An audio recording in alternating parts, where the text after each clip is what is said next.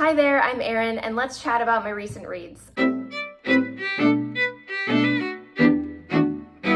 I'm just gonna run through all of the books that I read since my last video. I'm gonna start with the biggest one in this pile and the one that I left you guys on. I believe I was in the middle of reading it in my last video, but now I can proudly say I finished Stephen King's The Stand. I rated this a 4 out of 5. I really enjoyed the journey within this book. It really kept me interested. So just a brief overview of this book. It's a dark fantasy that follows a super flu that wipes out 99% of the population in the US. Those who remain are scared, alone, looking for a leader, and two actually emerge in the form of these supernatural dreams that are sort of leading them to either the good side or the evil side. The good side is represented by Mother Abigail, who wants to create this community in Boulder, Colorado that's full of peace and kind of rebuild the entire democracy, I would say. And then there's Randall Flagg, who is in Las Vegas, who is kind of more of that evil, wants to completely annihilate everyone else. He's a sort of devil in human form, wolf form, I don't know, snake? Were there snakes? I know there were crows, who basically has his own agenda. So I would say this book is kind of split into like two halves. The first half is we get to experience how the super flu spreads, wipes out people.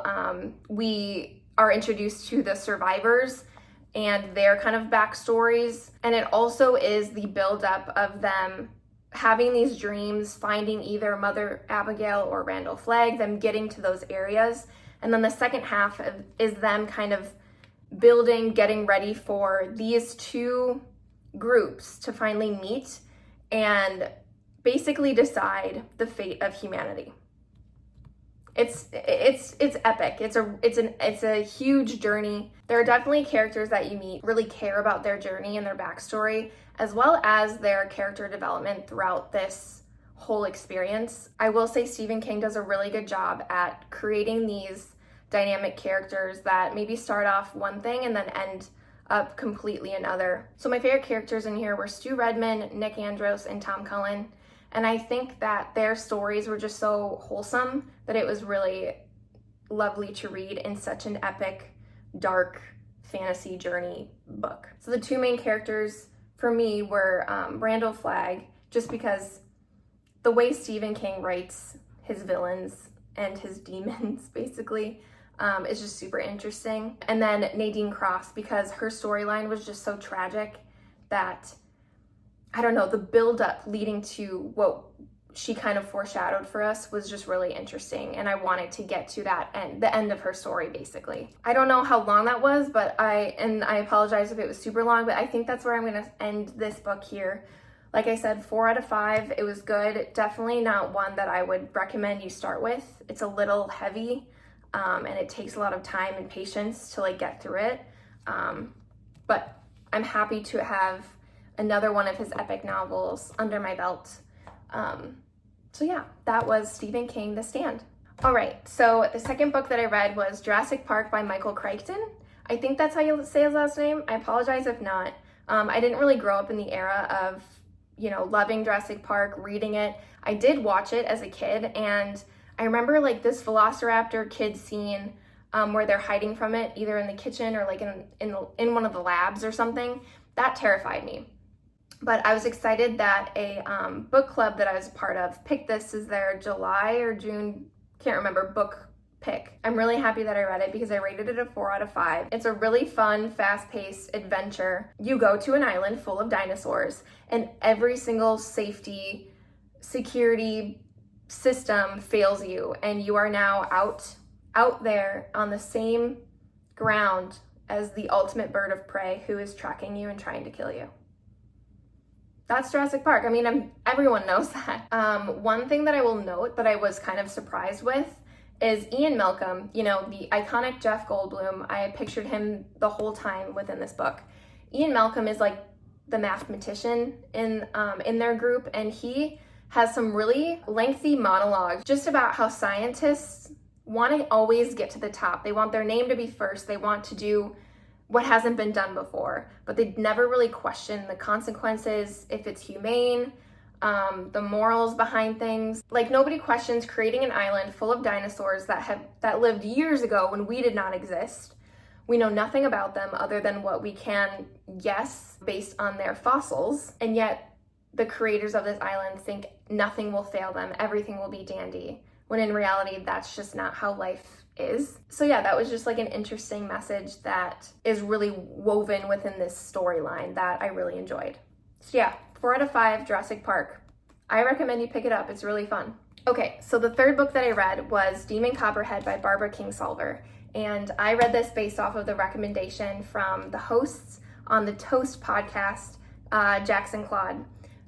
They really loved it, and I really loved it. I rated this either a 4 or 5 out of 5. I can't remember, but overall, amazing story, tugs at your heartstrings. Demon Copperhead, main character, he is just so lovable. I enjoy his perspective on things. I enjoy his morals. I enjoy his heart. He was a really, really, really awesome character to read about and experience life with. So we follow Demon Copperhead as he grows up in the Appalachian Mountains, and his experiences with having a single mom, foster care, and ultimately the opioid epidemic that's within that region, and how it affects his life and puts him on these paths that, you know, if he didn't experience these challenges, he might never went down those paths. I also want to note that this story is a retelling of David Copperfield. I have never read it, so I can't really speak on that, but I do know that that book is sort of about a hero's journey, which obviously Demon Copperhead is also about. So that's all I can really say about that connection there. The characters in this book are what make me love this. It's not just Demon that I really enjoyed reading about.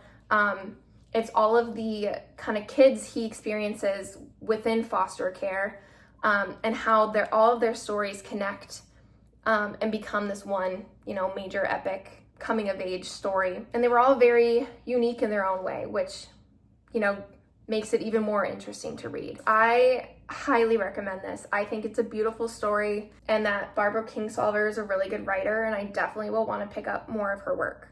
So yeah, 4 or 5 out of 5, I can't remember, but brilliant, brilliant book, Demon Copperhead.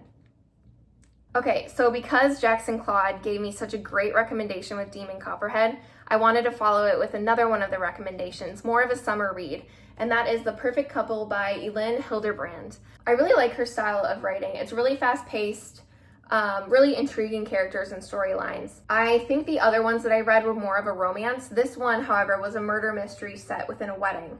So that was, you know, that kept me on my toes basically the whole time. I can't say I enjoyed the ending, but I really enjoyed the build-up. There's definitely a lot of drama in this book, some romance for sure, but overall just a really fast-paced murder mystery set in Nantucket, a place that I want to go to so bad. I want to experience this luxury of living and vacationing. God, it would be amazing. But yeah, anyways, I think I rated this a 3 out of 5. Definitely good. Such a light, heavy topic, but a really light, fast summer read. I would recommend it if you're going on vacation and looking for something suspenseful and interesting and filled with a lot of drama. So yeah, that's The Perfect Couple. Oh, and I am really excited to watch the movie that this is based off of. I'm not sure if it's out yet, but I'll need to check this after I do this video. But I just love the casting for it. It's almost like perfect to what I imagined. But yeah, I'm really excited that there's a movie based off of this now. So yeah. So the next book that I read, definitely one that really surprised me. I was not expecting to like it as much as I did. But that's My Best Friend's Exorcism by Grady Hendrix. Oh my gosh, he might be my new favorite author now. Granted, I have to read his other books, but this was amazing. I really enjoyed it. I think I rated it a 4 out of 5. A really thrilling summer scary movie type of book. I mean, look at this awesome retro cover. It just screams like summer blockbuster horror thriller movie. So this book follows technically a group of 4 friends, but mainly Abby and Gretchen. They are sophomores in a private Catholic school in like a really wealthy Southern community. Gretchen definitely, Abby not so much, so there's differing perspectives there. But one night, Gretchen gets lost, and after she's found, Abby notices that she's acting very weird, very unlike herself, very evil, so you'd say. And so within this journey, we are with Abby trying to figure Gretchen out, trying to figure out what happened to her and how she can fix it. And it's kind of funny that it's, you know, a supernatural topic that's set in such a Catholic community. So of course, like, adults are no help. They think people are just going crazy. So it's really up to the kids. I don't want to give too many spoilers for this, as I think literally everyone should read it. It's definitely a summer read or like a fall, autumn, Halloween read. I don't know. Grady Hendrix, I've never read any of his books, so that's why I'm so shocked, but the paranormal storytelling in here and his writing is so graphic that you can easily imagine what's actually happening in this story and to these characters, that it's just so believable and so fun. Definitely a story about friendship and what to do when your best friend might be possessed by a demon. So yeah, 4 out of 5 for this one. I am so excited to read more of Grady Hendrix.